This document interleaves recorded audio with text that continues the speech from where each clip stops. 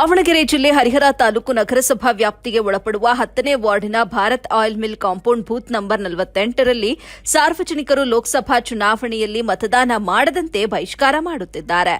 ಯಾಕಂದ್ರೆ ಮೂಲಭೂತ ಸೌಕರ್ಯಗಳನ್ನು ಸರಿಯಾಗಿ ನೀಡದಿರುವ ಬಗ್ಗೆ ಮತ್ತು ಏರಿಯಾದ ಮನೆಗಳಿಗೆ ಹಕ್ಕುಪತ್ರಗಳನ್ನು ನೀಡದೆ ಮಲತಾಯಿ ಧೋರಣೆ ತೋರುತ್ತಿರುವಂತಹ ರಾಜ್ಯ ಸರ್ಕಾರ ಹಾಗೂ ಕೇಂದ್ರ ಸರ್ಕಾರ ಮತ್ತು ಸ್ಥಳೀಯ ಸರ್ಕಾರ ಆಡಳಿತಗಳ ನಡತೆಯನ್ನ ವಿರೋಧಿಸಿ ಮತದಾನವನ್ನ ಬಹಿಷ್ಕಾರ ಮಾಡುತ್ತಿದ್ದಾರೆ.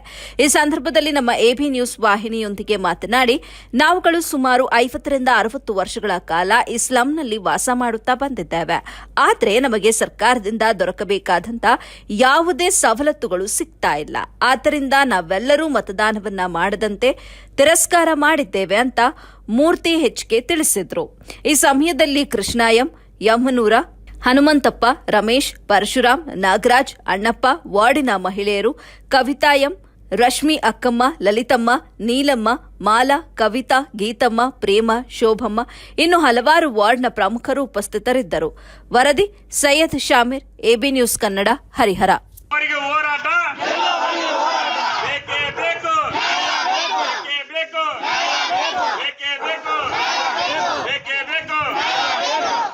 ಹರಿಹರ ನಗರದ ward number 10 Bharat oil mill compound slum ಏರಿಯಾದ ನಿವಾಸಿಗಳು ನಾವೆಲ್ಲರೂ ಇವತ್ತು ಈ ಒಂದು ಪ್ರೆಸ್ ಮೀಟ್ ಎದಕ್ಕೆ ಕರೀತಿದ್ದೇವಪ್ಪ ಅಂತಂದರೆ 60 ವರ್ಷಕ್ಕಿಂತ ಜಾಸ್ತಿಯಾಗಿ ನಾವು ಈ ಏರಿಯಾದಲ್ಲಿ ಇದ್ದೇವೆ.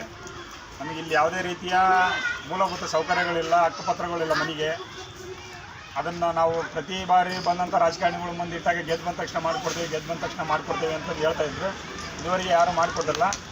ನಾವು ಮತದಾನ ಮಾಡಿದರೂ ಇದೇ ರೀತಿ ಇರ್ತೀವಿ, ಮತದಾನ ಮಾಡದೇ ಇದ್ದರೆ ಇದೇ ರೀತಿ ಇರ್ತೀವಿ. ಆ ಒಂದು ಕಾರಣಕ್ಕೋಸ್ಕರ ಈ ಸಲ ಲೋಕಸಭಾ ಚುನಾವಣೆ ಮತದಾನವನ್ನು ಬಹಿಷ್ಕಾರ ಮಾಡಿ ಯಾರು ನಾವು ಮತದಾನ ಮಾಡಲೇಬಾರ್ದು ಅಂತ ತೀರ್ಮಾನ ಮಾಡಿದ್ವಿ. ಎಲ್ಲ ನಮ್ಮ ಏರಿಯಾದ ನಾಗರಿಕರೆಲ್ಲರೂ ಸೇರ್ಕೊಂಡು ಭಾಗ ಸಂಖ್ಯೆ 48. ಈ ಒಂದು ಸಮಸ್ಯೆಯನ್ನು ಬಗೆಹರಿಸೋಕ್ಕೆ ಜಿಲ್ಲಾಡಳಿತ, DC ಅವರು, ತಾಲೂಕಾಡಳಿತ ಎಲ್ಲರೂ ಬಂದರೆ ಮಾತ್ರ ನಾವು ಮುಂದಿನ ನಿರ್ಧಾರ ತಿಳಿಸ್ತೇವೆ. ಅಲ್ಲಿವರೆಗೆ ನಾವು ಯಾವ ನಿರ್ಧಾರ ತಿಳಿಸಲ್ಲ. ಈ ಬಾರಿ ಮತದಾನ ಬಹಿಷ್ಕಾರ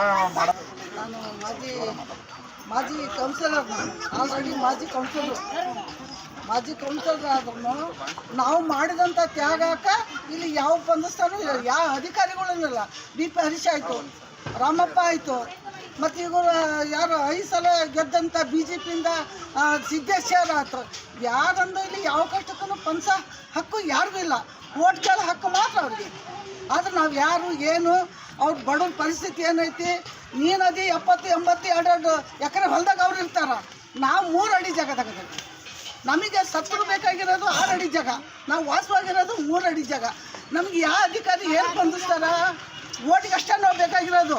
ಆಮೇಲೆ ನಾವು ಯಾರೋ ನಮಗೆ ಗೊತ್ತಿಲ್ಲ. ನಾವು ಕಾಲಾಗಿನ ಕಸ ಅವ್ರಿಗೆ. ನಮಗೆ ಮಾನಲ್ಲ, ಮರ್ಯಾದಿಲ್ಲ. ಒಂದು ಹೆಣ್ಮಗಳು ಹೋಗಿ ಪಬ್ಲಿಕ್ನಾಗ ಇಲ್ಲಿ ನಾವು ಕುಂದಿರ್ತಾವೆ ಅಂದ್ರೆ ಅವ್ರಿಗಿರೋ ಮಾನ ನಮಗೆ ಆಯ್ತೋ ಇಲ್ಲೋ? ಇದನ್ನೆಲ್ಲ ಪ್ರತಿಯೊಂದು ಯಾರು ಲಕ್ಷ್ಮೀ ಮೇಡಮ್ ಇದೆಲ್ಲ ಚರ್ಚೆ ಆಯಿತು. ಕೊನೆಗೆ ಅವ್ರನ್ನೆಲ್ಲ ಚಮ್ ತಗೊಂಬರ್ರಿ, ಅವ್ರು ಎದುರುಗಡೆ ಅಧಿಕಾರಿ ಎದುರುಗಡೆನೇ ಕುಂತು ಬಿಡೋಣ ನಮ್ಮ ಮಟ್ಟ ನಾವು ರಚ್ಗೆದ್ದೀವಿ. ಆದರೆ ಯಾರು ಏನು ಮಾಡಿದ್ರು ಇಲ್ಲಿ? ಆ ಶೌಚಾಲಯ ಮಾಡಿದ್ರು. ಅದ್ರಾಗ ಏನು ಅಪ್ಪಲ್ಲ ಅವಲ್ಲ ಏನಂದ್ರೆ ನೋಡ್ರಿ ಸಾಕು, ಬರೀ ಗಬ್ಬು ನಾತ. ಅದ್ರ ಬಗ್ಗೆ ಕೆಲವು ಪ್ರಪೋಸಲ್ ಕೊಟ್ಟರು ಅವ್ರೇನು ಚರಂಡಿ ಹಾಕಕ್ಕೆ ರೆಡಿ ಇಲ್ಲ, ನನ್ನ ಹತ್ರ ಅನುದಾನ ಇಲ್ಲ ಅಂತಾರೆ. ಅಲ್ಲಿ ಕೋಳಿ ಮಾರ್ಕೆಟ್, ಮೀನು ಮಾರ್ಕೆಟ್ ಐತಿ. ಸುಮಾರು 40-45 ವರ್ಷದಿಂದನೂ ಅದು ಅಲ್ಲೇ ಐತಿ. ಊರು ಅಭಿವೃದ್ಧಿ ಆಗ್ತಾ ಐತಿ, ಬೆಳವಣಿಗೆ ಆಗ್ತಾ ಐತಿ. ಹೆಂಗೆ ಅಭಿವೃದ್ಧಿ ಹೊಂದ್ತಾ ಹೋಗ್ತೇವೆ ಹಂಗೆ ನಾವು ಬದಲಾಗ್ತಾ ಹೋಗ್ಬೇಕಾದ್ರೆ ಸ್ಥಳೀಯ ನಗರಸಭೆಯವರು ಅದನ್ನು ಹಂಗೆ ಬಿಟ್ಕಂತ, ಹಂಗೆ ಕೊಡ್ಕಂತ, ಅದೇ ಕೊಚ್ಚೆಗುಂಡಿ, ಅದೇ ವಾಸನೆಯಿಂದ ನಮ್ಮನ್ನು ಬೆಳೆಸ್ತಿದ್ದಾರೆ.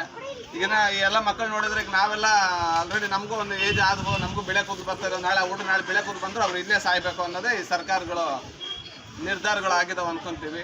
ಇದಕ್ಕಿಂತ ಹೆಚ್ಚಿಗೆ ಮಾತಾಡಲ್ಲ. ಎಲ್ಲರೂ ರೊಚ್ಚಿಗೆದ್ದಿದ್ದಾರೆ.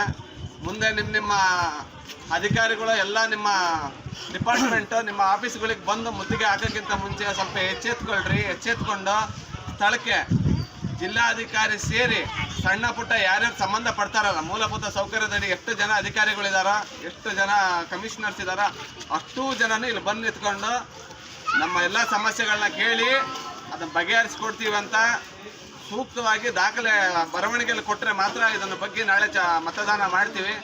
ಇಲ್ಲ ಅಂದರೆ ಮತದಾನ ಬಹಿಷ್ಕಾರ. ಪ್ರತಿ ವರ್ಷ ಇದು ಹಂಗೆ ಕಂಟಿನ್ಯೂ ಆಗ್ತಾ ಹೋಗ್ತಿದ್ವಿ. ಇಷ್ಟು ಮಾತ್ರ ಹೇಳ್ತೀವಿ.